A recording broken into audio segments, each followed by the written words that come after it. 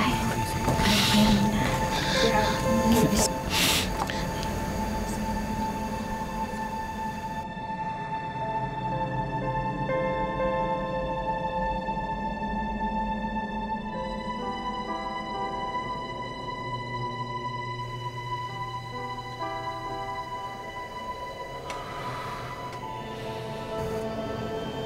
Anak, tulungan mo ako.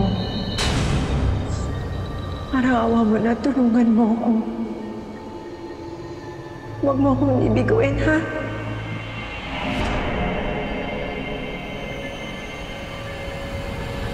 Oh! Jake, ano nangyari sa'yo? Ba't ka sumisigaw? Si Nanay Celia, ipaparamdam sa akin na humihingi ng tulong. Ha? Diyos ko. Paano naman gagawin niya yun? Eh, di ba nahuli na yung pumatay sa kanya? Jake naman, tigilan mo na yan. Di ba pinag-usapan na natin to? Di ba ang sabi mo sa akin hindi mo nagagamitin yan kung ano man yung sumpa ng kakayanan mo? Bakit? Sa tingin niyo ginusto ko to? Ilang beses nga ako umiiwas eh.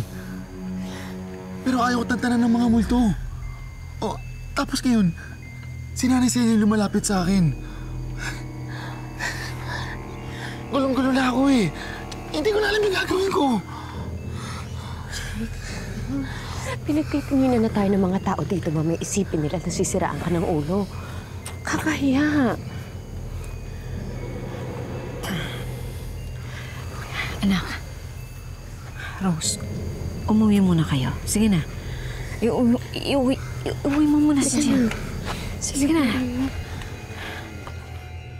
Mula noon, hindi na pinatahimik ng kaluluwa ni Celia si Jake. Habang tumatagal, mas lalong gumulo ang isip ni Jake.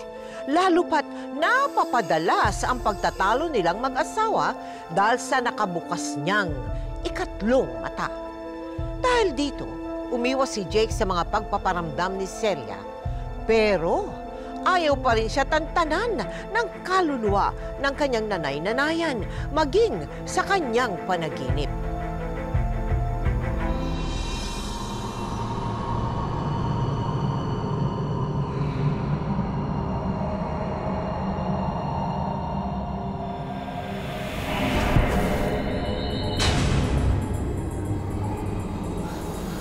Nay Celia?